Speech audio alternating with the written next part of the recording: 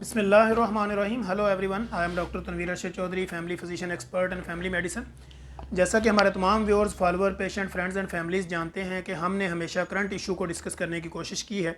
और कोशिश की है कि जो भी कंप्लेन, जो भी लोगों के ज़हनों के अंदर सवाल जवाब हों तो हम कोशिश करें कि उन्हीं को एड्रेस करें।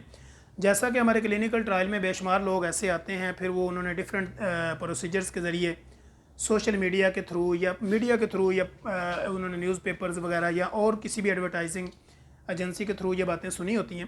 जो मेडिकल से रिलेटेड होती हैं। वो बेशुमार लोग हमसे आके सवाल जवाब करते हैं। तो हमारी कोशिश होती है कि हम जो भी सेशन करें वो एक पेशेंट की गाइडलाइन के लिए, उनके नॉलेज को अपडेट करने के लिए, उनके जनरल नॉलेज को अपडेट करने के लिए और उनको अवेयरनेस देने के लिए वो हेल्पफुल हो। तो इसलिए आज हमने कोशिश की, जैसा कि आपने पीआरपी का पहले नाम सुना होगा, तो PRP basically platelet rich plasma जो है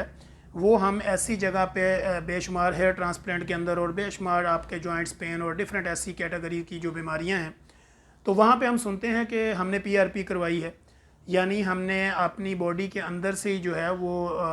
प्लेटलेट रिच प्लाज्मा जो है वो ट्रांसफ़र किया, फिर उसको बॉडी में किसी जगह इंजेक्ट करवाया ताकि वो टिश्यू जो है वो उसकी प्रॉपर जो तोड़ फोड़ हमारी बॉडी में होती है वो उसके निज़ाम को हेल्पफुल करने के लिए, ताकि वो डिज़ीज़ में हमारी हेल्प हो सके। जैसा कि आप जानते हैं कि हैरान कुन बात यह है कि हमारी बॉडी के जितने भी ऑर्गन हैं और जितने भी हमारी बॉडी के अंदर टिश्यू हैं, सेल हैं, इनके अंदर तोड़ फोड़ का कुदरती तौर पर एक निज़ाम चलता है कि ये चीज़ें टूटती रहती हैं, बनती रहती हैं और ये सारे का सारा प्रोसेस चल रहा होता है जिसकी हमें ख़बर तक नहीं होती।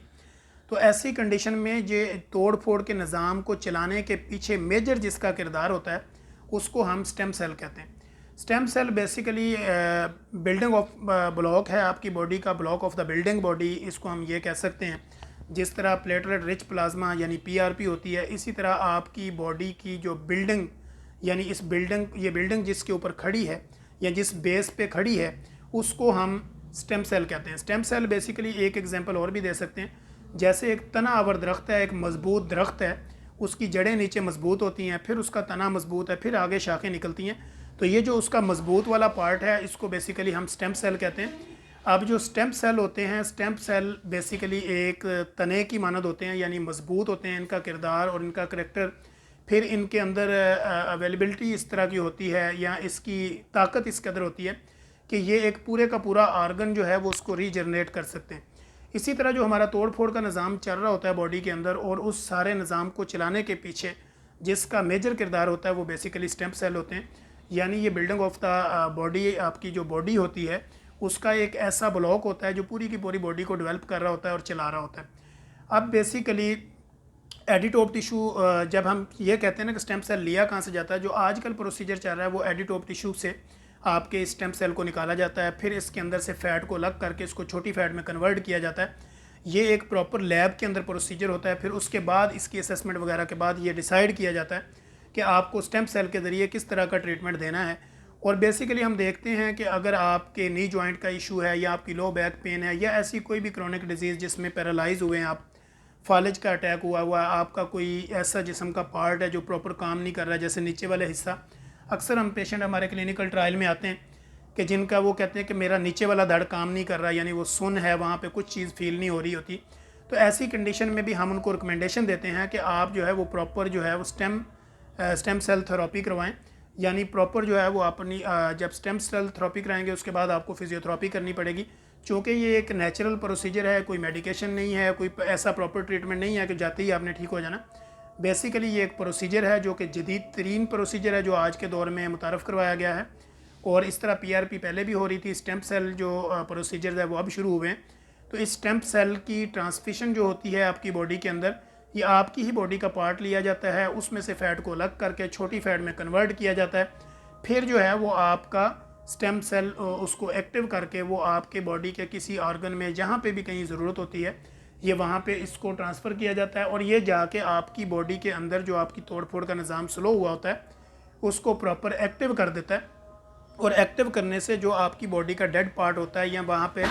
जो डिजीज़ चल रही होती है, जो आपके अंदर इस तरह की बीमारी की कैफियत चल रही होती है, ये वहाँ के तोड़ फोड़ के निज़ाम को एक्टिव करता है और उनकी रीजनरेशन करता है। तो इस तरह स्टेम सेल थेरेपी जो है वो आजकल हमारे मुल्क में भी हो रही है, हत्ता कि इसमें लाहौर शहर में भी 2-4 जगह पे हो रही है, जिसमें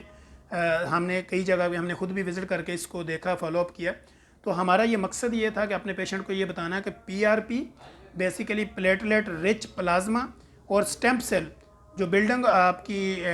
स्टेम सेल जो आपकी बॉडी का बिल्डिंग ब्लॉक है, ये बिल्कुल दोनों डिफरेंट चीज़ें हैं। जैसे कि PRP है वो एक बेड के ऑफिस में या एक छोटे से क्लिनिक पर भी की जा सकती है, लेकिन जो स्टेम सेल है, स्टेम सेल के अंदर बेसिकली आपको एक पूरी लैब जहाँ पे आपके स्टेम सेल को डेवलप करना होता है, ये सारे का सारा एक प्रॉपर प्रोसीजर होता है, एक प्रॉपर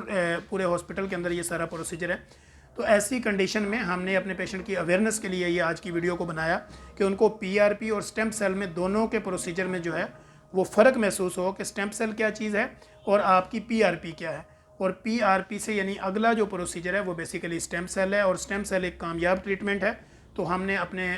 पेशेंट और जितने भी हमारे देखने वाले व्यूअर्स हैं उनके नॉलेज को अपडेट करने की कोशिश की, सिर्फ इस हवाले से कि स्टेम सेल प्रोसीजर बेसिकली है क्या। अब इसकी आगे अगर इसकी तफसीलात चाहिए तो वो हज़ारों किस्म की इसकी और बातें की जा सकती हैं, डिफरेंट किस्म की डिजीज़ पे डिस्कस किया जा सकता है। तो अगर कोई भी आपको इस तरह का कोई इशू होता है, कोई आपको लाइलाज बीमारी लगती है जिसमें आपका कोई जोड़ का रुक जाना